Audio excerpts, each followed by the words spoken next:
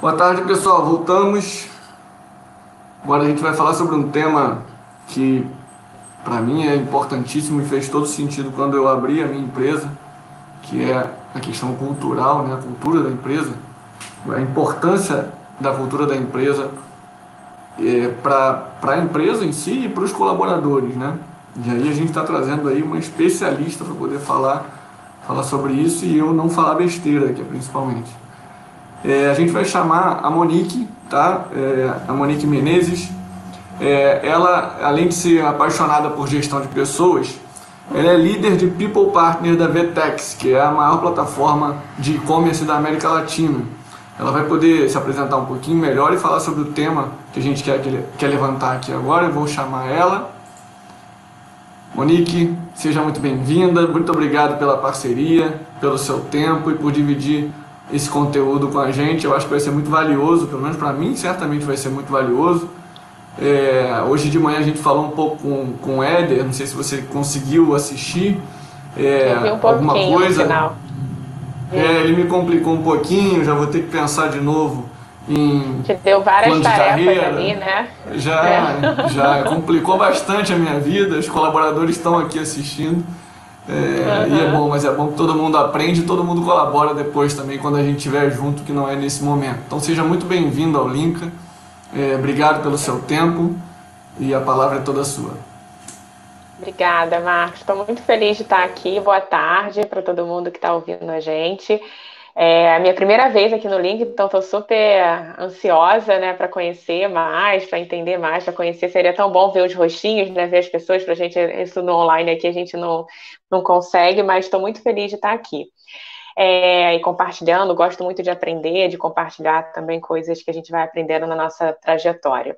Então, falando um pouquinho de mim, só complementando, que eu acho que é importante, até como a temática é cultura, eu falar um pouco de mim para além dos meus títulos, né, vamos dizer assim, do cargo, né, de onde eu estou, né, tudo. Então, eu sou, além de tudo, eu sou uma mulher, né, branca, sou mãe do Felipe, né, de 3 anos, sou uma pessoa que vem de uma família é, né? Então, meus pais cresceram em comunidade, e aí eu fui uma pessoa que, pela escola pública, consegui, né, universidade pública, ingressar, fiz psicologia, né, amo de paixão e continuo, né, trabalhando com RH, escolhi dentro da psicologia trabalhar com RH desde que me formei, então venho trabalhando com isso, deve ter uns 15 anos, né, e passando por empresas mais tradicionais, né, como Vale, TIM, sempre pensando, sempre quando eu pensei em trabalhar em RH, pensei em estar em empresa, era muito porque eu achava que era onde as pessoas de fato passam a maior parte da vida delas, né? A gente é trabalhando, é dentro do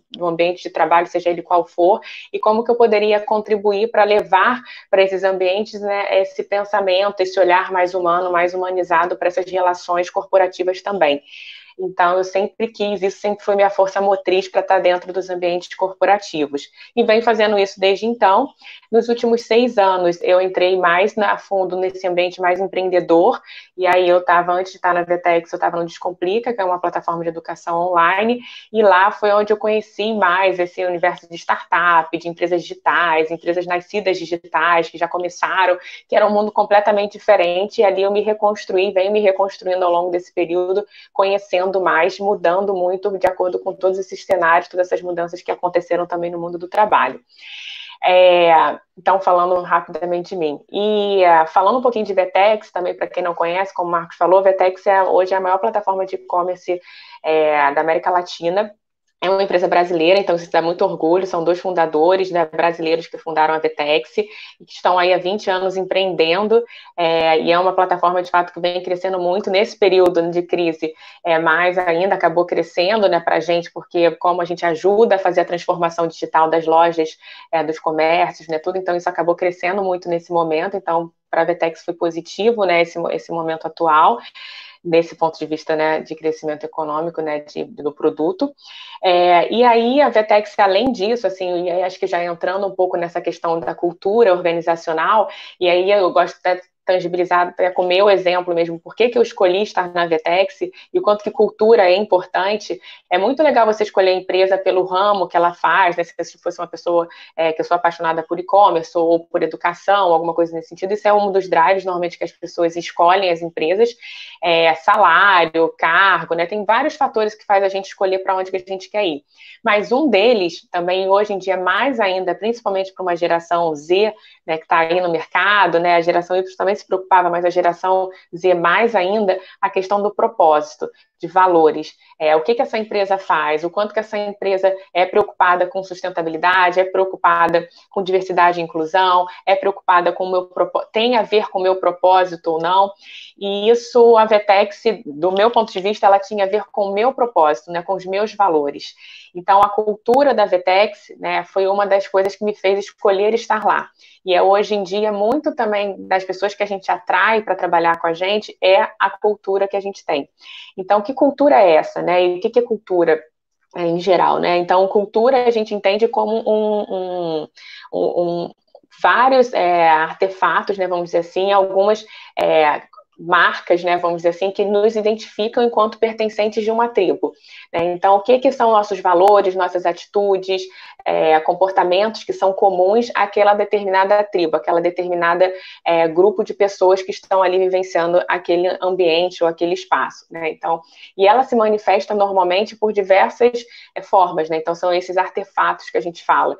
Então, ela se manifesta a partir da forma como eu me comunico, né? Então, na Vetex é muito comum, e eu percebi ao longo desses 9 meses que eu estou na Vetex, que meu vocabulário mudou por causa da Vetex, né? Porque eu estou nesse ambiente, então eu falo palavras que antes eu não falava, então eu acabei entrando nessa tribo também pela forma como eu me comunico, então eu acabo interagindo mais com essa cultura e me identificando mais, pela forma como você faz seus processos, né, em geral, como você faz seu processo seletivo, como você faz seu processo de avaliação, seu processo de reconhecimento, né, pensando do ponto de vista de RH, os processos de RH como um todo, como o RH um grande sponsor, um grande parceiro, né, normalmente como alguém que tem ali muita relevância para garantir, né, uma coesão dessa cultura na organização como um todo, levando, eu sempre falo, que não é que todo mundo tem que pensar igual dentro da organização, muito pelo contrário.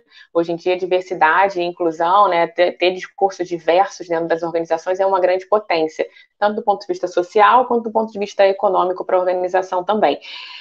Mas sim, a gente tem alguma linha tênue, né? Eu falo que a cultura é aquilo que está conduzindo a gente, né, nos identificando, mesmo a gente um trabalhando no financeiro, outro trabalhando no marketing, outro trabalhando no RH, mas tem alguma coisa que faz a cola, que nos une. E aí eu chamo isso de cultura, né? Então, alguma coisa que é comum, né, a todo mundo que trabalha ou está dentro daquele grupo, que faz com que a gente se identifique enquanto pertencentes àquela tribo. E aí, na Vetex, a gente fala para o mercado muito dos nossos principais valores, mas dentro também a gente vive muito isso. E um desses valores, né, que eu acho que também fora, né, desse momento, pensando nesse momento atual, né, e como que isso foi relevante para a gente, eu acho que isso é bastante relevante também para o mundo do trabalho atual, é o conceito de autogestão. Né?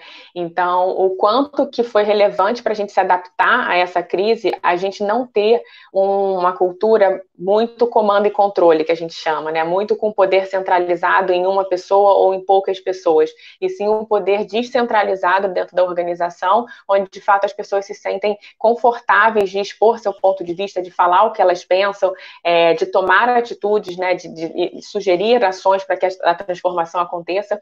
E isso falando nesse cenário atual, imagina se só meia dúzia de pessoas fossem pensar como que a gente ia se adaptar a esse cenário que de um dia para o outro mudou tudo. Né? A gente não pode mais estar no escritório, que é um grande asset nosso, por exemplo, hoje de atração, porque é um escritório super bacana que a gente tem, né? Tudo, um espaço de trabalho é muito legal, a experiência que a gente proporciona aos colaboradores é uma experiência muito satisfatória, geralmente, né? A maioria das pessoas gostam.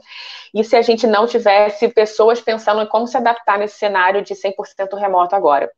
E aí, como exemplo prático, né, assim, a gente acabou mudando vários rituais que a gente teve para se adaptar a esse momento remoto, e muitas dessas ideias de como se adaptar a esse momento não veio de meia dúzia de pessoas, não veio necessariamente do time de RH, mas veio sim de uma forma co-criada.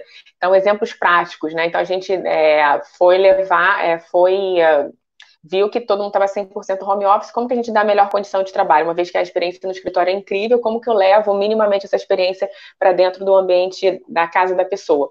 Então, a gente surgiu, posso levar um monitor? Uma pessoa perguntou, posso levar um monitor, a segunda tela que eu tenho na Vetex para minha casa? E aí, a partir disso, começou toda a discussão, será que pode, será que não pode? Não sei o quê. E aí, todo mundo foi e a gente deixou as pessoas levarem segundo monitor. Computador, cadeira, como que eu faço minimamente uma infraestrutura? A gente foi lá e praticou um valor, né, reembolso que a gente deu para os funcionários comprarem e pegar reembolso para comprar uma cadeira, né, o que ele precisasse ali para ter uma estação de trabalho adequada, uma mesa. Então, esses exemplos, né, e mesmo dos rituais, né, que a gente teve que adaptar, tipo, agora a gente não tem como receber as pessoas no onboarding de uma maneira tão participativa como a gente tinha antes. E aí a gente acabou fazendo um onboarding mais diferenciado, né, onde as pessoas de fato podem colaborar virtualmente, diminuímos eles muito por inputs das pessoas que trouxeram, que eu quero ter uma experiência bacana virtualmente também, e como que eu faço isso? Então, várias sugestões vieram das pessoas, né? Então, eu acho que um dos marcos de uma cultura, né, e aí tem diferentes tipos de cultura, mas de uma cultura mais humanizada, que preza realmente pela satisfação e pela uma experiência incrível, né, para aquela pessoa que está vivenciando, é a autogestão. E além disso, né, outros quesitos que a gente foi colocando, que eu acho que a gente... Aí, Marco, eu não sei se você prefere que a gente abra já para perguntas e eu vou falando mais sobre os tópicos, ou eu posso continuar aqui falando mais um pouquinho? Não, eu não sei, na verdade, eu deixo você à vontade, porque na verdade você já está falando, eu já estou anotando um monte de coisa para te perguntar. Tá. E aí, me ocorreu aqui um pouco, eu queria até tentar entender isso, porque assim, você falou em propósito, a gente está falando de cultura, e cultura é algo que as empresas passaram a vender, né? Elas vendem, elas transformam a cultura da empresa em marketing, né? Até porque isso aí faz com que haja uma identificação. Você citou aí várias coisas que a Vetex fez, que estão ligadas a conforto dos seus colaboradores e tal, e isso é muito bem visto, né? Digamos assim. E aí a minha pergunta para você é, até que ponto a cultura não acabou sendo prejudicial, se é que isso é possível, para algumas empresas que tiveram que demitir um caminhão de gente durante a pandemia? Sim, eu acho que, não sei se a cultura foi prejudicial, né, mas certamente em alguns momentos, processos de desligamento sempre são processos difíceis para a gente fazer dentro das organizações, né? Não é um momento feliz, principalmente por reestruturação, quando você não é por desempenho, né, que você quis demitir aquela pessoa, e sim porque o momento teve que fazer. Mas eu acho que, pelo contrário, eu acho que se a gente, por exemplo, se a gente tem uma cultura mais aberta, mais transparente, onde as pessoas de fato entendam o porquê, eu sempre falo isso, acho que é importante, mesmo em momentos difíceis, se está claro o porquê que a pessoa está tomando aquela decisão, se a gente tem uma cultura mais transparente, isso acaba ajudando, porque as pessoas entendem que você não está sendo injusto, nada disso, você está realmente só se adequando a um novo cenário. E aí, infelizmente, né, nesse momento, por conta de custo, né, provavelmente das grandes, geralmente, né, quem fez redução, foi por causa da crise, né, que não teve mais receita, não teve como segurar os custos, a pessoa teve que demitir. Então, acho que se a cultura é uma cultura transparente, e assim, a pessoa fala explicitamente o porquê, né, daquela tomada de decisão, mais difícil que ela seja, não tem problema.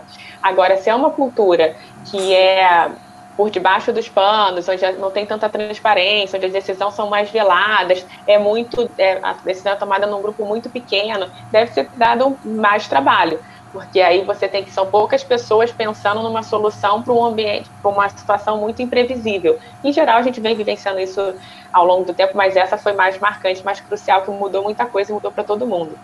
Então, eu acho que dependendo da situação, dependendo do tipo de cultura, pode ter dificultado mais, mas se você já tem uma cultura mais transparente, né, mais humanizada, tende a ser um pouco menos difícil, porque você está ali já com uma comunicação aberta, já falando mais abertamente de temas bons e de temas não tão bons com a sua organização. A cultura, o Hélio também falou um pouquinho de manhã, a cultura ele não é algo criado pela empresa, né, pela pessoa jurídica, digamos assim. A cultura ela é algo co-criado, até o Hélio usou esse termo, né, é uma co-criação a cultura da empresa. Ou seja, são os colaboradores, aí você citou até a situação do monitor, né, alguém precisou surgiu uma necessidade de continuar trabalhando com 2 telas. E aí, bom, será que eu posso pegar? E aí eu acho que são 2 coisas. Primeiro, ela se sentiu à vontade para colocar isso, né? Ou seja, a empresa deixa o colaborador à vontade para pedir um monitor, não é algo comum, né? Então isso aí já reflete uma cultura bem tranquila, né? Deixar o colaborador à vontade. E aí, a partir daí, foi o conjunto de todo mundo, independente de hierarquia, que entendeu que aquilo seria possível e que faria sentido, né? Uhum. Sim, eu digo que cultura tem muito, principalmente em startup, né? Tudo quando você está começando, é muita cultura, são muitos valores e as atitudes do fundador, né, são das fundadoras, né, dos fundadores. Então, quais são os valores, quais são as crenças que ele tem em relação a como que ele quer tocar aquela organização. Enquanto tem poucas pessoas, e está todo mundo muito próximo desse fundador, é muito fácil você beber da mesma fonte, você está na mesma direção.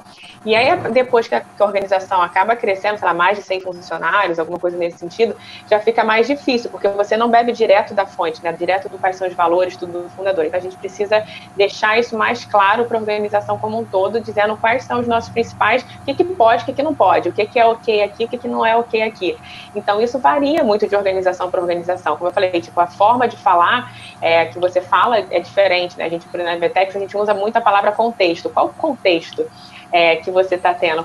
Toda hora a gente fala, mas qual o contexto? Mas qual o contexto? Porque para a gente é muito importante entender qual o contexto que as coisas acontecem. As coisas não acontecem em detrimento de qualquer cenário, depende de onde você está.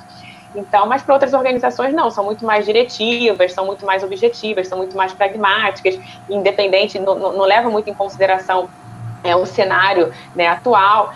Então, eu digo que a cultura ela começa normalmente do fundador, né, as principais lideranças da empresa, depois ela vai sendo meio que construída mesmo assim, porque o grupo aumentou e tem outras pessoas que influenciam as tomadas de decisão, e quanto mais próximo da tomada de decisão, mais você está ali influenciando o comportamento, né, das pessoas que estão ali junto com você, e aí ela vai surgindo. E outra coisa que eu li até recentemente, que às vezes a pessoa, como a gente vai manter a cultura?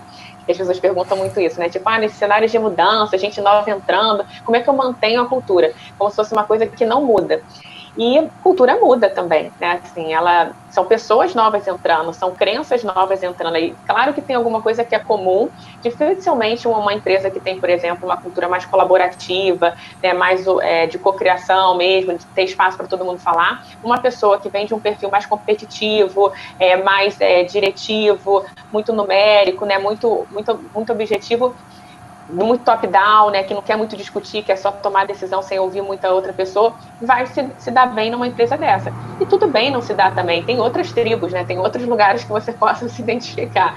Então, eu digo que, mas ela vai moldando, né, que às vezes entra uma pessoa um pouco diferente, aí a gente fala, então é uma oportunidade da gente melhorar um pouco nisso, a gente é muito colaborativo, mas a gente precisa, por exemplo, ser mais objetivo em algumas tomadas de decisão, essa pessoa ajuda um pouco. Então, eu acho que a cultura, ela tem alguma coisa que é uma essência, mas mesmo assim ela vai se transformando a partir do tempo que você tem dentro daquela organização, o número de pessoas que estão dentro daquela organização, você vai aprendendo.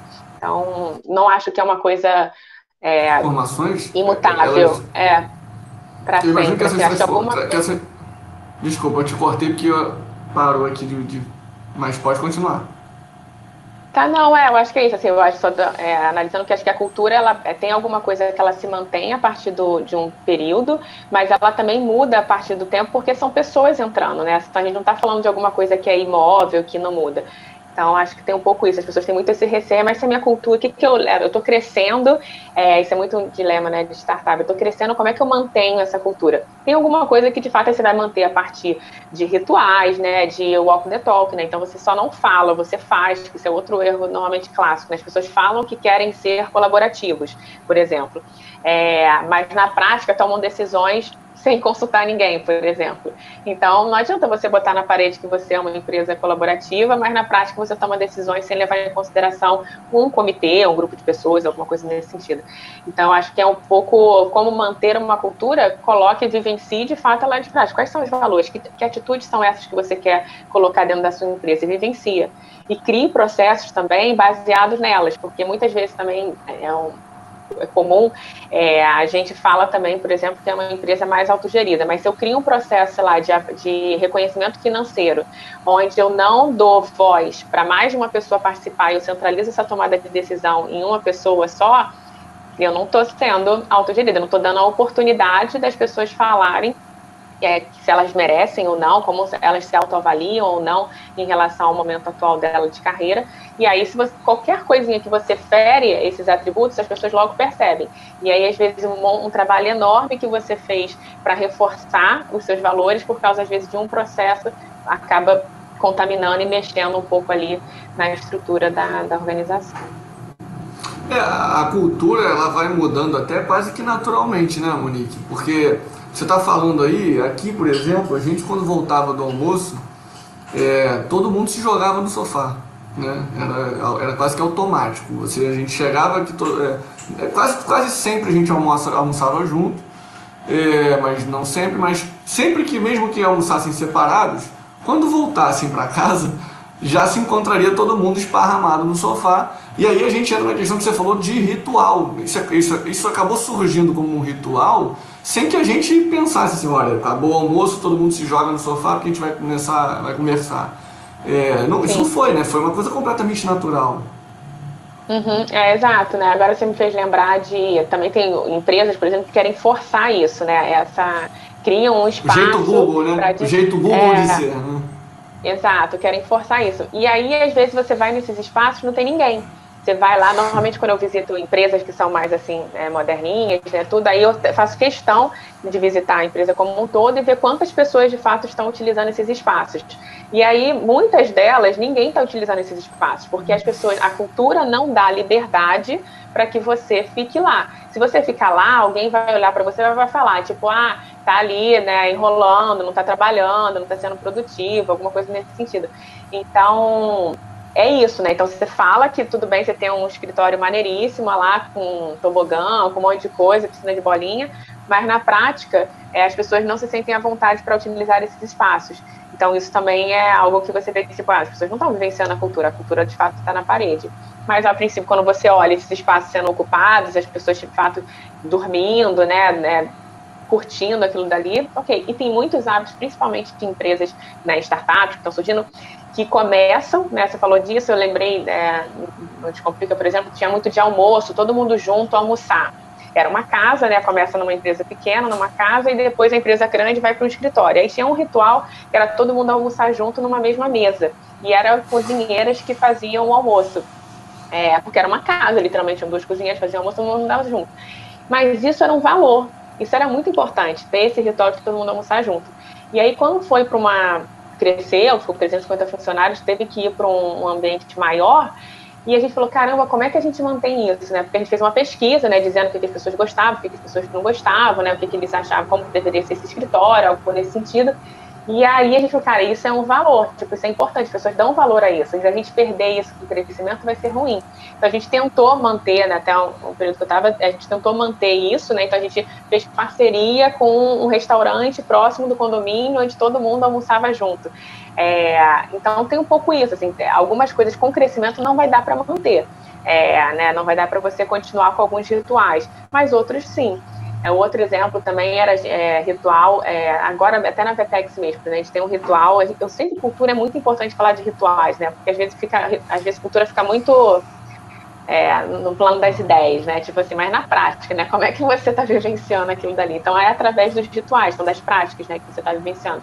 Então na Vetex a gente tinha um ritual para alinhamento, né, para garantir que todo mundo tenha voz ali de falar, né, o que pensa, né, tudo que é a Demo Friday. Toda sexta-feira surgiu muito do pessoal mais de desenvolvimento de software, né, que é demonstração de um produto, mas qualquer um de qualquer área pode ir lá e demonstrar um trabalho que foi feito e o resultado desse trabalho. E aí, se você escolhe 5, 10 minutos, vai lá e apresenta. Isso tem desde sempre na Vetex. E aí vai na comuna, né, que é um espaço onde as pessoas estão lá presencial e apresentam. E a gente, e agora no online? Como é que a gente vai fazer isso, né? Como é que a gente vai manter? Será que as pessoas vão continuar engajadas, indo para lá? Que depois tinha um happy hour. Normalmente tinha esse espaço, depois um happy hour onde a galera ficava ali, bebendo, tomando e ouvindo música. E aí a gente falou, cara, vamos tentar. E a gente manteve, né, a demo no Zoom, né, online, e depois a gente tentou, não dá para fazer happy hour para todo mundo, né, 700 pessoas, né, hoje que a VTEX está, porque não ia rolar, mas aí o que a gente fez? A gente lançou um quiz, né, tipo, de conhecimentos da VTEX, né, o que você conhece na VTEX, as pessoas que ganharam esse quiz puderam convidar mais pessoas para poder, a gente mandou para casa dessas pessoas cerveja, pizza, né, tudo para que eles fizessem um happy hour ali. Então a gente, né, vai se adaptando, mas porque aquele ritual é importante, né, para estar todo mundo junto, de ver as carinhas, né, todo mundo conectado ali. Esse foi, por exemplo, o ritual que a gente conseguiu adaptar, né, do presencial para o online para manter algo que a gente entendeu que era importante para a organização. E um outro, assim, só lembrando aqui também, que foi que aí os fundadores normalmente participam dessa Demo Friday também, mas a gente sentiu na necessidade do Covid, como a gente não estava mais vendo o rosto das pessoas, falando com as pessoas, a gente sentiu a necessidade de criar algum outro ritual que a gente pudesse estar aberto, né, a ouvir o que eles estavam sentindo, né, o que estava vivenciando, passando naquele momento. E aí a gente fez as deles com vida. Então são 30 minutos no final do dia, de 5 às 5h30, toda a empresa conecta no Zoom, e a gente, assim, a grande maioria conecta, né? Então você tem um Zoom com muita gente, e ali está espaço aberto, né? Os fundadores participam para você fazer perguntas abertamente para os fundadores, seja anônimo ou não, mas a gente estimula muito que as pessoas sejam quem elas queiram ser, então fale abertamente, então a grande maioria das perguntas vem abertamente, e eles respondem, eles também dão update, né, como a empresa global hoje, dão update de como é que está a Covid em cada um dos países, para a gente poder acompanhar e ter esse sentimento de cuidado mesmo. Então estamos interessados não só com o Brasil, onde tem mais gente, mas sim com todo mundo, né, que trabalha na VTEX. E foi um ritual de você manter as pessoas conectadas diariamente, vendo pelo menos rostinhos, que às vezes você está sozinho em casa, né? Quem tem família, né? Quem tem filhos, tudo não fica tranquilo em casa, né? Mas quem está mais sozinho em casa, às vezes é bom você ter uma interação, ver o rosto de outras pessoas, né? Tudo. Então, foi um outro ritual, por exemplo, para você manter essa conexão e aí manter os valores. Aí sempre fala alguma coisa, as pessoas trazem, você sempre tem a vontade de estar conversando e trazendo pontos que entendem que são relevantes para aquele momento. Então, eu acho que sempre se pensar em como que eu vivencio a minha cultura é através dos rituais, né? Através do dia a dia ali que eu crio, e alguns desses rituais vão ser orgânicos, né? Como você citou, não foi uma coisa planejada, né? Você não planejou as pessoas chegarem do almoço e caírem, né? E ficarem ali conversando, e outros não, vão ser planejados porque é um valor de um grupo de pessoas que eles entendem que é importante replicar, e outras pessoas que foram contratadas entendem que aquilo é importante, também acabam vivenciando isso. Então... às vezes a gente fica preso, né, a esses rituais mesmo. Aqui mesmo a gente tinha os jogos de escritório, por exemplo, que no meio do dia a gente bolava um tipo de jogo e começava a jogar, alguns até bastante físicos até. Mas era um ritual que era muito engraçado e tirava um pouquinho do peso, né, de você estar trabalhando, de repente o estresse e tal. Eu vou trazer aqui para nossa conversa, entrou aqui o Luiz Otávio, que até participou outro dia também. Vou trazer ele para a nossa conversa, ele vai fazer uma pergunta para você. Seja bem-vindo, Luiz, obrigado. Oi, Marco, obrigado aí mais uma vez da oportunidade. Prazer, Monique. Monique, eu queria te fazer uma pergunta. Como estudante de marketing, voltei a fazer faculdade, estou estudando marketing, né? Então estou querendo aprender muito. Tem um dos setores do marketing que eu sou muito apaixonado, penso até um dia poder estar trabalhando por esse viés, e eu acho que é justamente uma coisa que se confunde muito com a questão de cultura, né? Que é o endomarketing. Então, seria justamente aquele trabalho...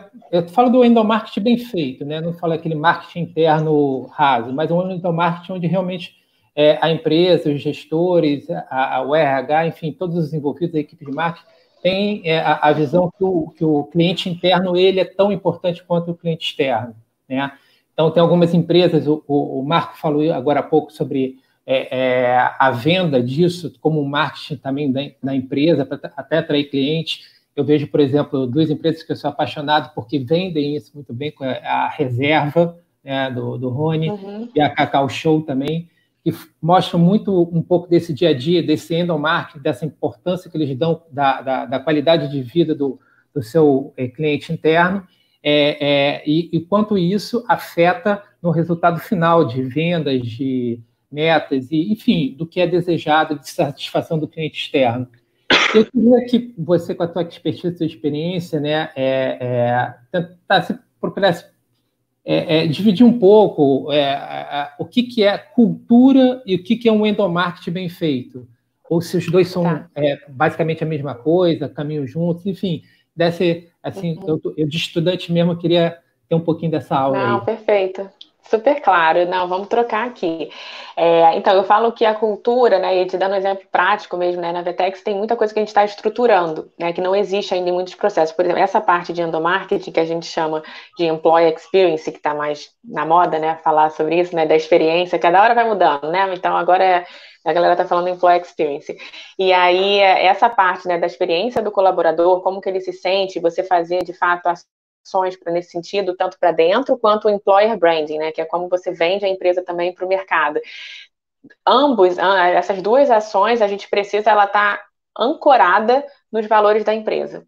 Então, a gente não pode, né, toda vez que eu penso uma estratégia de interna, né, por exemplo, esses rituais normalmente são feitos por uma equipe de employee experience. Então, eles pensam na melhor maneira de construir esses rituais. E como pano de fundo, eles têm que pensar. Por exemplo, um dos valores da Vetex é Be Bold, né? Então, é de você ir lá, falar, ter coragem, né, de ir lá e se expressar. Então, eu tenho que construir rituais que falem sobre isso, e não rituais que eu tiro a voz das pessoas, e sim rituais que eu coloque a voz nas pessoas para que elas, não coloque a voz que as pessoas já têm voz, mas dê um microfone para as pessoas para que as pessoas falem, né, se coloquem, né, estejam ali.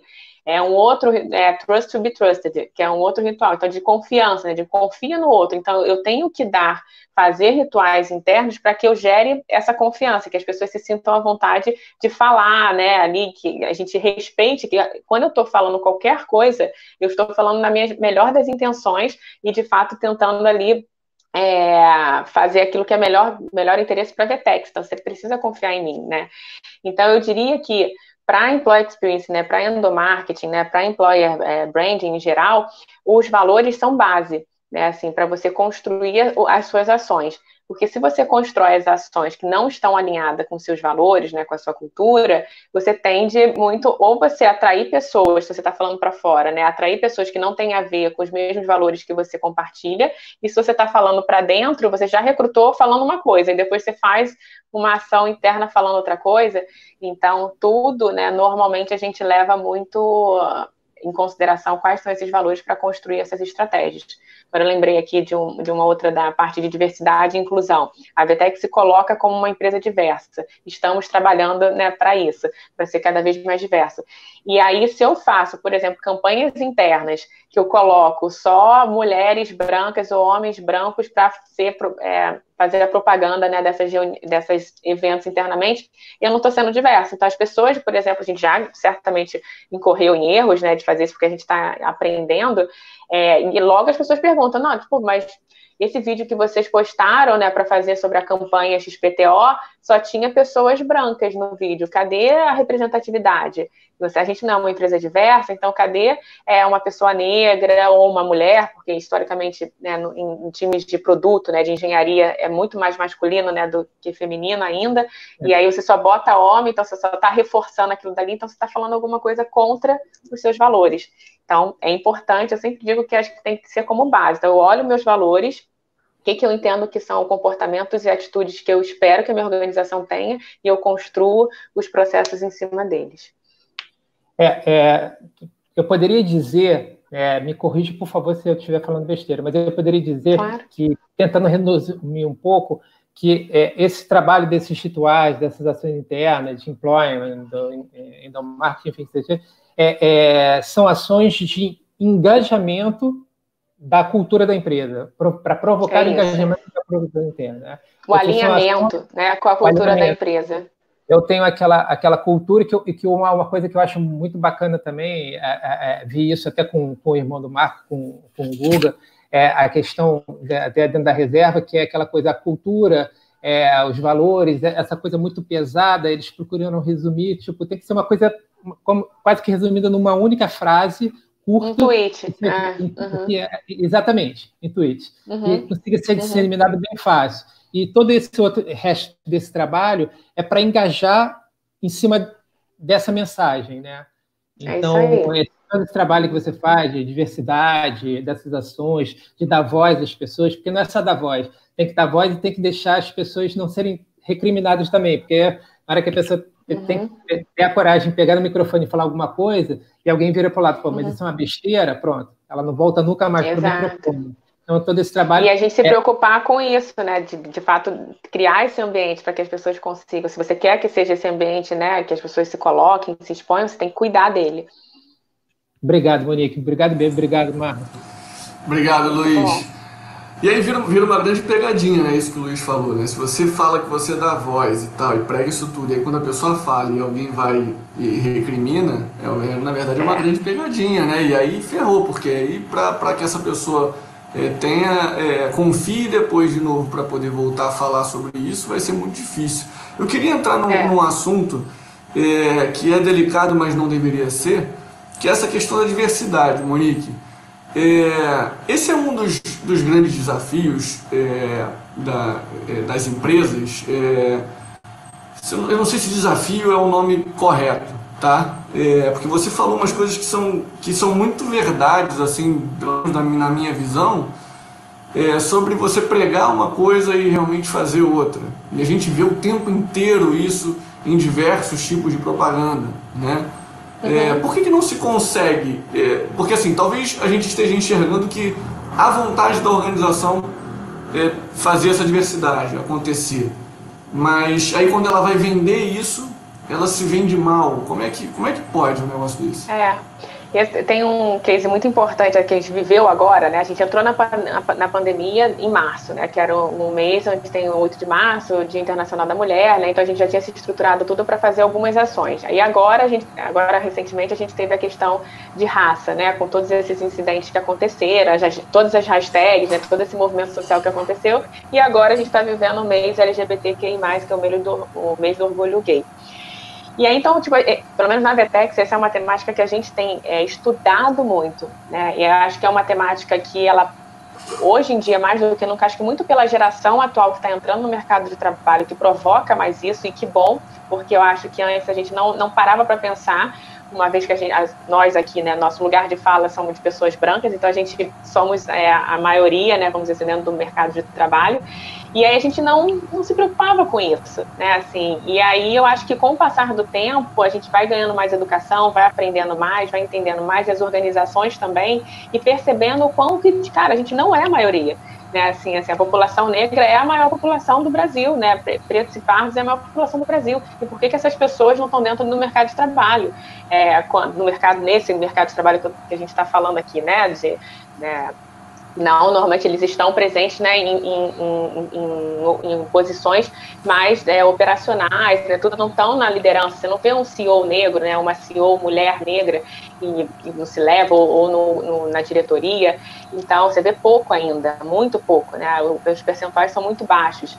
E aí eu acho que isso, do meu ponto de vista, acompanhando essa trajetória de RH, começou muito esse movimento de diversidade, né, como um valor lá atrás, né, bem incipiente na questão das cotas, né, a cota para pessoas com deficiência, quando começou, e aí depois teve a cota para negros, né, em universidades, e aí isso não estava tanto, mas agora, nos últimos anos, eu diria, se isso tem mais uns 5 anos, alguma coisa, acho que isso tem mais colocado em vigor, as empresas têm mais preocupadas por causa do marketing, porque isso agora gera receita, né, você ser uma empresa, a gente tem um público consumidor diverso, então para você pegar mais mercado consumidor é importante você falar com diferentes públicos e não ficar tão segmentado, né, num público específico, então tem muito mercado consumidor aí que não estava sendo atacado, né, vamos dizer assim, focado, mais diverso, e tem também, por uma questão de agora, cool, né? É legal falar sobre diversidade, né, assim, as pessoas gostam de ouvir, porque a geração atual gosta de ouvir isso, e esse que é a grande pegadinha, porque mas a gente, por exemplo... Isso acaba sendo um pouco prejudicial, né? Travou um pouco para mim, está... foi. Isso acaba sendo um pouco prejudicial, né?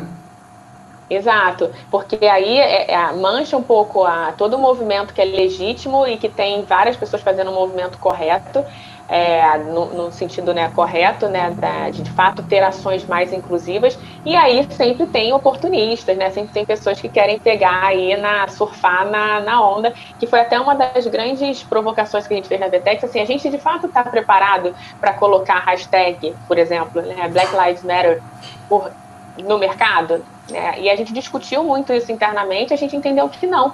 Porque se você me perguntar, né, se você olhar qual é o percentual de pessoas negras que você tem dentro da VTEX, não é 50-50, né, tipo, na liderança, né, não, é minoria, né, assim, que ações você está fazendo antirracistas, né, assim, tipo, ações de fato de igualdade racial? Não estou fazendo ainda. E aí fica um discurso muito vazio, que em geral também tem muito isso nas redes sociais, né? Acho que não é uma coisa só da diversidade, mas é muito das pessoas falando muita coisa e você faz meia dúzia de perguntas, tem um conteúdo muito raso em relação ao tema. Então, tem muito oportunismo, né? Eu acho que isso acontece mesmo, mas não deslegitima o movimento todo que tem sido feito nas organizações, que eu vejo uma evolução muito grande nos últimos tempos de fato, entender que tem diversidade do ponto de vista cultural. Isso atrai, você se colocar como uma empresa que respeita a diversidade, que celebra a diversidade, você acaba atraindo mais gente, né? Hoje em dia, porque tem muito mais pessoas preocupadas com isso. Tem uma questão social mesmo, né, de você entender que tem uma grande parte da população que está sem acesso ao mercado de trabalho por uma reparação histórica que você precisa fazer, né, que você seria, que a gente já não fez durante muito tempo, que a gente precisa olhar agora. Então, tem muito uma questão, tanto social quanto econômica, né, e de atratividade, que faz muito sentido as empresas olharem mais para isso hoje em dia. E eu diria que muitas organizações colocam isso como um dos seus valores, não só a VTEX, assim, mas eu vejo muito, principalmente startups, esse mercado, né, que é um nicho, não estou dizendo que são todas as empresas, mas vejo até já mais em organizações até mais tradicionais se preocupando com isso, em organizações grandes, até mudando o logo, né, fazendo todo um movimento nesse sentido. Não sei até que ponto isso se aprofunda ou não dentro delas, mas algumas eu sei que são, que de fato fazem um movimento de criar grupos, né, diversos dentro, os rituais, né, que rituais você tem internamente para de fato você dizer que é uma empresa, então tem um comitê de diversidade, tem grupos de afinidade, né, onde pessoas negras estão pensando ali soluções para que a empresa seja uma empresa mais diversa, onde as pessoas de fato se sintam mais à vontade de ser quem elas são. Teve todo um movimento também agora, lembrei, né, que a gente viu que as pessoas tendem a ser mais criativas e mais produtivas quando elas têm dentro do ambiente de trabalho um ambiente seguro, para de fato elas serem quem elas são, né, que é a questão do todo um conceitual, um estudo do Google, né, que eles fizeram de segurança psicológica, né? O importante de você ter dentro de um ambiente de trabalho segurança, saúde mental, para que você, eu consigo ser aqui quem eu sou e não preciso ficar me travando, fico fingindo quem eu não sou, porque isso não é produtivo, porque você está sempre ali no modo de proteção e não no modo de expansão. Você está sempre se defendendo e não agindo de uma forma mais natural e tendendo a ser mais criativo, ser mais propositivo e, de fato, consequentemente, dar mais resultado para a organização. Então, acho que também isso, assim, vários estudos foram feitos nesse sentido, mostrando o quanto que é produtivo as pessoas, de fato, conseguirem ser quem elas são dentro dos ambientes de trabalho. Eu te perguntei isso porque, além de ser algo que me incomoda, e foi algo que, na verdade, foi um primeiro contato que eu tive com você lá quando a gente fez parte da Lighthouse, né? Acho que um dos primeiros compartilhamentos que você fez foi de um livro, que inclusive eu comprei, e aí você falava exatamente sobre essa questão de diversidade, né? E foi o que me chamou a atenção pelo seguinte, eu me incomodei com o que aconteceu lá nos Estados Unidos, eu cheguei a falar com uma colaboradora minha, vamos, a gente precisa se posicionar, precisa ou não precisa, você acha que precisa? A minha vontade e a dela era que sim, e a gente se posicionou divulgando essas hashtags. Mas tudo isso que você está falando agora na minha cabeça faz total sentido, e eu agradeço pelo tapa, porque eu acabo aprendendo com isso, eu acho importante. Eu não faço realmente nenhum movimento. A gente está aqui debatendo num Linka que não tem nenhum palestrante negro, por exemplo. Né? E a responsabilidade é toda minha, porque fui eu que os escolhi, né? Então, isso deveria ter vindo naturalmente, e aí você está me fazendo pensar nisso, para quem sabe no próximo isso não vir naturalmente, mas eu pelo menos parar para pensar a respeito. Eu não sei se não ser genuíno se acaba sendo ruim também de certa forma, mas nesse momento eu não vejo uma outra forma de tentar corrigir, se é que não, é possível. Mas eu acho que não... mas eu acho que tem que ser proativo mesmo, assim, a partir de... eu não espero, né, como eu falei, é um conteúdo novo para muita gente. Eu também estou aprendendo muito, né, sobre isso, né? Eu falo que o universo, por exemplo, LGBT, que é um universo que eu não tinha tanta proximidade, assim. E aí eu estou aprendendo mais, né, sobre isso. Estou lendo, estou vendo filme. Então a gente precisa fazer esse movimento inicial para poder entender.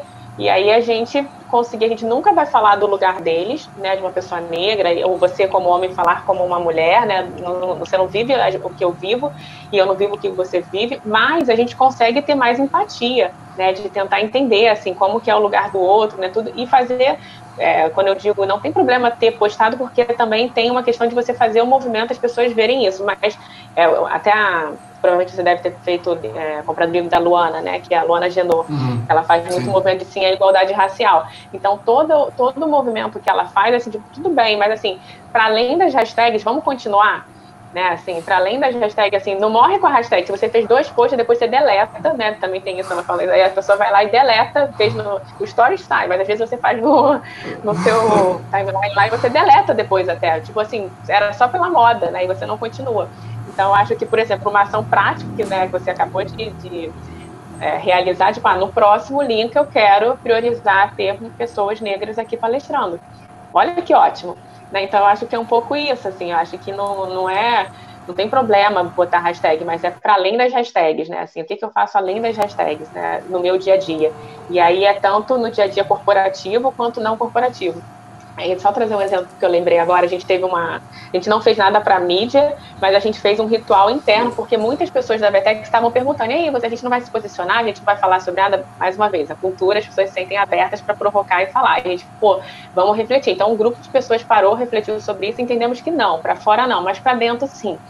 E aí a gente trouxe uma pessoa que é um parceiro nosso, a gente não ficou calado, não falou sobre isso, não, a gente trouxe uma pessoa nessa Demo Friday, né, que é esse ritual que acontece toda sexta-feira com toda a empresa, tinha, sei lá, 600 pessoas conectadas, global, com tradução simultânea, né, para o inglês, que a pessoa que palestrar, a gente trouxe uma pessoa externa até do IDBR, né, que é essa parceria que a gente tem, essa consultoria, e a Elo, né, foi lá, falou com essa pessoa maravilhosamente bem, e aí tinham vários líderes, e aí teve um líder, né, tinha CEO, tinha co-founder, quão épico, quão poderoso foi essa fala, porque essas pessoas às vezes nunca pararam para pensar sobre isso.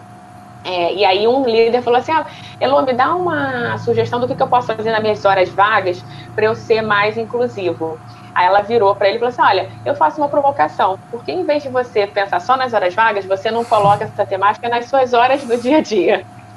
E eu achei o máximo, porque assim, por que só nas horas vagas, né? Por que aí, toda vez que eu entro agora em reunião, eu falo sobre isso, em todo lugar que eu posso eu falo sobre isso, porque não precisa ser só nas minhas horas vagas, é urgente, assim, a gente dar espaço, dar lugar para outras pessoas. E ele, na hora, falou assim, você tem toda a razão, não sei o quê.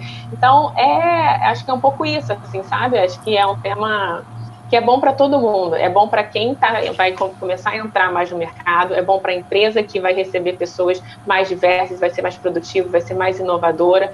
Então, as pessoas se sentem melhor porque tem mais diferença, tem mais diversidade, dá mais lucratividade, tem o social, então tem tanta coisa positiva com isso, né, e que a gente pode priorizar mais, eu acho, assim, no dia a dia. E do ponto de vista de cultura, eu acho que normalmente é um grande motriz para grandes empresas, né, hoje em dia, para atração, né, quando se colocam como uma empresa diversa dentro dos seus valores, acabam atraindo um público, né, grande hoje em dia, que cada vez mais essa geração Z se preocupa mais com isso. No nosso processo foi meio que eu e uma colaboradora, assim, à distância, óbvio, por WhatsApp, trocamos, a gente fez ela, na verdade, fez a arte rapidinho, assim, a gente aprovou e publicou, e aí os outros colaboradores até apoiaram também e postaram também e tal, então, é o que você acabou de falar, né? Internamente funciona muito bem, mas o que a gente fez depois da hashtag? Nada, realmente não fizemos nada, então não houve uma ativação real para que a gente ajudasse a mudar esse ponto de vista, né, que está completamente errado. O Luiz voltou aqui, ele ficou com saudade da gente, Vamos trazer o Luiz de volta. Fala, Luizito. Oi, desculpe alugar, mas é porque o tema, eu sou apaixonado pelo tema, cultura, e tudo que vocês estão falando, eu estou muito apaixonado. Antes de fazer a pergunta para a Monique, queria só parabenizar demais o Marcos pela postura dele agora. Ele poderia ter deixado passar em branco. De repente, as pessoas que estão assistindo agora o link não teriam percebido, mas ele fez questão de pontuar a falha dele, percebendo isso e dizer que ele não pensou numa pessoa negra para fazer parte do palestrante. Isso é respeito, isso é postura de quem realmente pensa fora da caixa. Marcos, parabéns. Nota 10 para o que você falou, como você se colocou e o teu pensamento de mudar isso, tá? Então, abertamente para o público, todos que estão te assistindo, você admitir isso, o organizador do evento, só sobe assim, a régua que eu tenho sua subiu absurdamente, tá? Monique, eu queria só te fazer mais uma pergunta. Uma pessoa que entra numa empresa que é mais cartesiana, que não tem uma cultura tão moderna, avançada, digamos assim, tão aberta e tal, e não necessariamente entra numa empresa com cargo de chefia, ou entra para uma área de marketing, entra na área de RH, entra numa área normal, tecnológica, enfim, alguma coisa produtiva, mas ela sente vontade ela tendo uma mente mais aberta, da importância dessa mudança, dessa mexida na cultura da empresa que ela ingressou, que ela vê potencial e tudo. Você acha que é possível?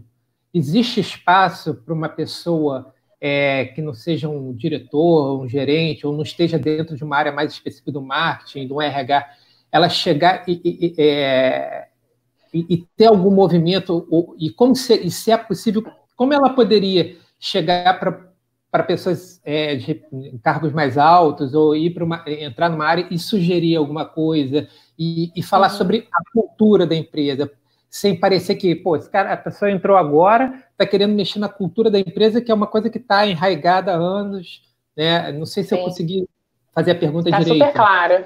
Super claro.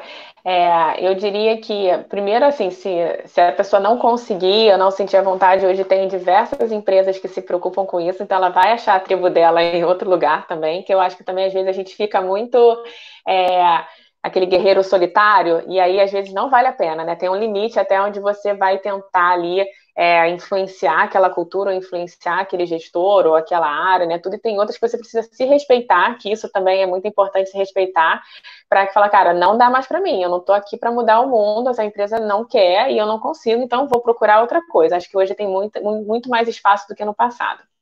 Mas, respondendo objetivamente, eu acho que sim, durante um período de tempo essa pessoa pode tentar influenciar, e sempre a minha sugestão é influenciar dentro do seu macro, do seu espaço ali, né? Então, por exemplo, se você é uma pessoa que está você não é liderança, mas você pode participar, por exemplo, de processo seletivo para sua área.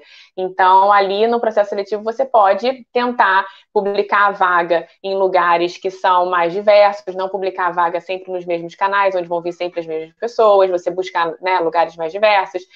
Você pode tentar falar, que tal, então, às vezes a gente trazer pessoas iguais, né, só receber currículos por indicação, a gente buscar currículos também de fora, né, vindo de outros lugares. Então, você pode começar com ações dentro do seu escopo, dentro da sua área, porque se isso, né, se o resultado disso for bem visto, você já até tem um case para contar, né, tipo assim, eu não é só tipo uma vontade minha, mas eu consegui contratar uma pessoa negra para trabalhar aqui na nossa área, dessa forma, então é possível, porque tem alguns mitos, né, que tipo, não tem pessoas negras qualificadas, que falam inglês fluente, não tem pessoas LGBTs qualificadas, então não tem mulher que consiga assumir uma posição de diretor, então tem alguns mitos, assim, que as pessoas colocam, e que aí eu acho que nada melhor, principalmente se é uma empresa mais cartesiana, uma empresa mais objetiva, do que fatos e dados. Então, você precisa mostrar para aquela organização que é possível sim. E aí você já pode chegar com um case. Se não quiser num case real que aconteceu, eu sempre também convido, geralmente, as pessoas da área de people, né, da área de RH, são pessoas mais abertas a essa temática. Então, procurar essas áreas para expor e ver o quanto que essas pessoas estão disponíveis a fazer esse movimento ou não. E se você tiver acesso, às vezes não tem, se é uma empresa muito verticalizada, você não consegue falar com a liderança mais sênior, né? Mas aí influencia a liderança que está dentro do seu escopo, né, de atuação, levando cases de sucesso, né, indicadores, né, o quanto que diversidade é legal, o quanto que diversidade é importante, é urgente essa temática que é lucrativa, tem várias, se der Google falar sobre como diversidade aumenta a produtividade, né, alguma coisa nesse sentido, aparecem vários indicadores, que aí você, normalmente, a linguagem para essa galera é uma linguagem mais numérica, então você tem que falar da mesma forma, né? Não adianta só porque eu quero, porque eu sou uma pessoa negra, eu quero que tenha mais representatividade aqui. Isso também é legítimo, acho que pode levar, mas acho que se a gente quer a comunicação, eu falo que é sempre a principal questão de todas as organizações da vida, né? Então a gente tem que se comunicar de acordo com a necessidade do outro, né? Como que o outro pega essa informação. E normalmente essas empresas pegam de uma maneira mais objetiva, dados e fatos, então eu diria que sim, é possível dessa maneira, mas ou com cases, ou de fato trazendo benchmark, né, boas práticas de mercado para poder influenciar. Tá ótimo, Monique. Obrigado aí mais uma vez aí.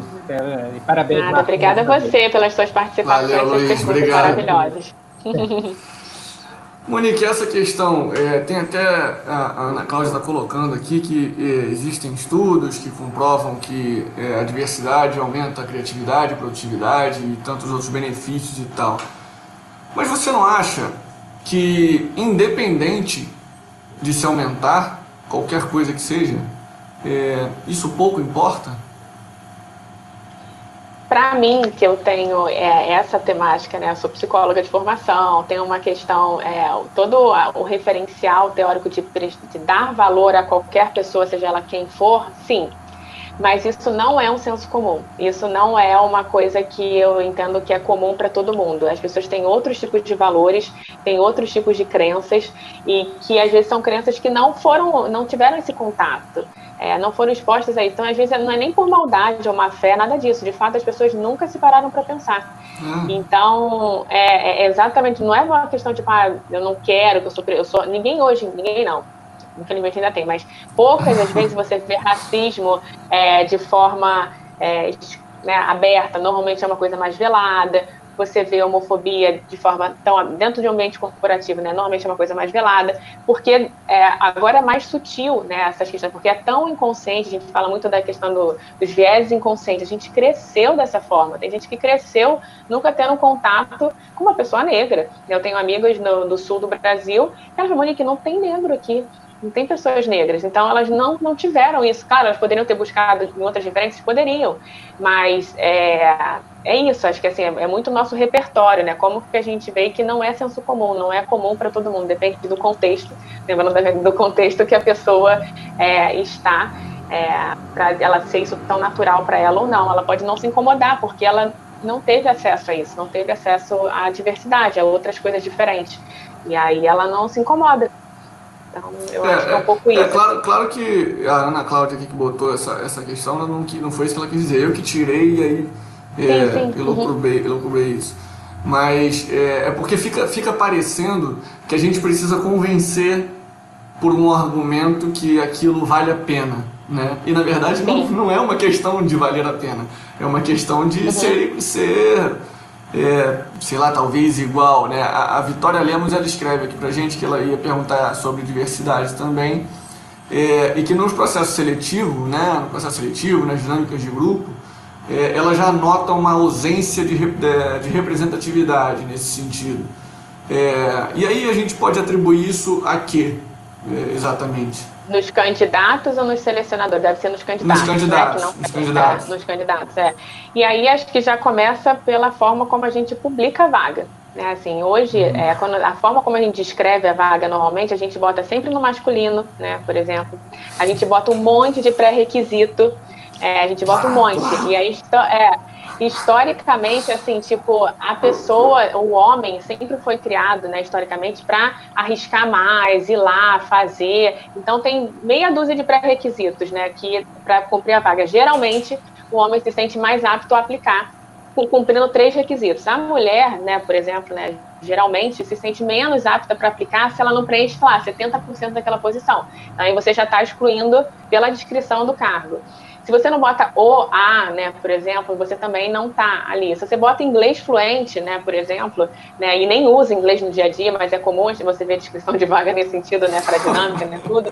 E aí você já exclui uma galera também. Então você vai, pela forma que você publica a vaga, por exemplo, você já está excluindo um monte de gente. Então não vai para a tua dinâmica, de fato, essas pessoas. Outro exemplo também, aonde você publica essa vaga, né? Se você publica sempre nos mesmos veículos, que são veículos mais heteronormativos, branco, vamos dizer, são os mais comuns, você não está nichando, né? Você não está indo para um transemprego, você não está indo para um empregue afro, você não está indo para outros canais, você talvez não vá atrair essas pessoas. Então, acho que tem muito, fala esse movimento. Você tem que ser proativo, né? Se você continuar fazendo as mesmas coisas, você vai ter os mesmos resultados. Então, como que eu começo a olhar de uma outra maneira para atrair pessoas diferentes também? Então, acho que é um pouco isso, né? Acho que uma sugestão, assim, pelo menos é o que a gente vem tentando fazer, é mudar um pouco a forma como a gente chama essas pessoas. Porque aí a tendência da gente chamar pessoas diferentes, porque da forma como a gente se coloca, né, para o mercado, de quem a gente quer atrair. Monique, a gente está chegando aí no nosso tempo.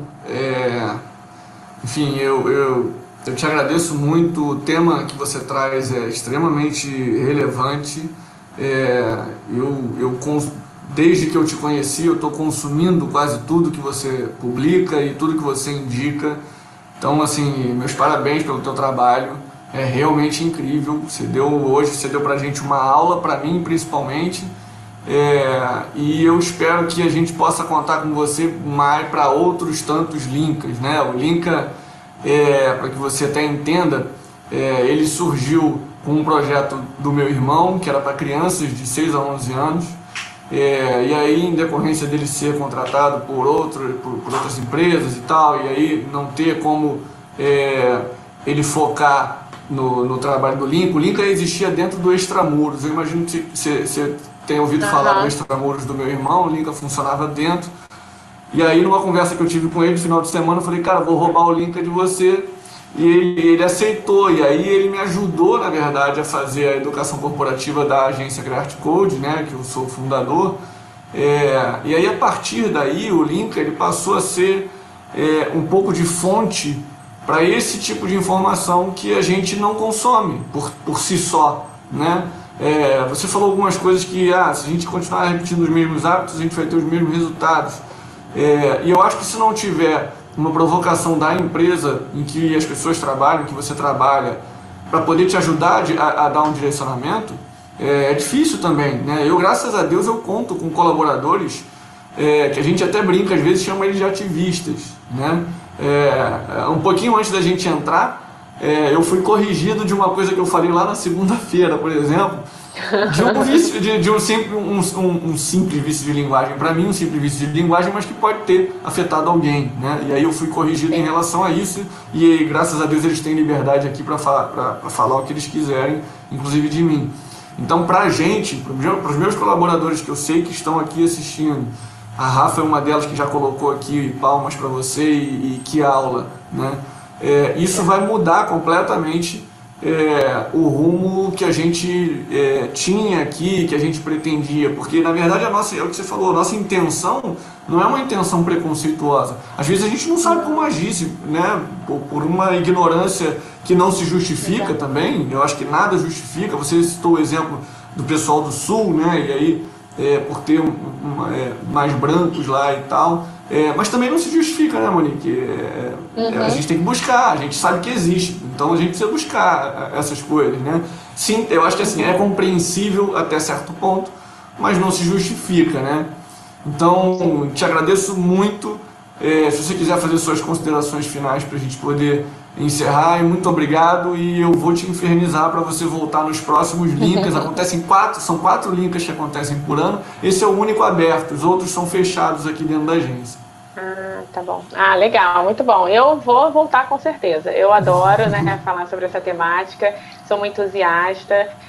A diversidade e inclusão não era algo da minha rotina, né? Então foi algo que, de fato, então acho que é importante, a gente quis fazer esse movimento, eu quis fazer esse movimento, né, de entender mais, de pesquisar mais, de consumir mais conteúdo. Então somos eternos aprendizes, todos nós, eu também, e acho que é isso, assim, se todo mundo parar um pouquinho e refletir e começar a fazer um movimento, né, como no Movendo-se, né, como o Éder lá do nome, eu adoro o nome do podcast, é um pouco isso, assim, né? Vamos mover, né? Vamos mover essa ação para frente, não vamos deixar parado, não. Vamos gerar esse movimento e aí a gente vai conseguir, de fato, transformar no nosso microcosmo e depois, quem sabe, né, um cosmo maior. Então, acho que é um pouco isso. Agradeço. Muito obrigada pela oportunidade e estou aqui à disposição. Vocês podem me achar, né, tipo, Monique.Menezes, eu estou no LinkedIn, estou no Instagram também. Aí vocês fiquem à vontade para a gente continuar essa conversa aqui offline. Show de bola, Monique. Brigadão. E vamos em frente para amanhã. Levei uma surra, eu tô até com um pouquinho de dor nas costas. Tamanha surra que a Monique me deu.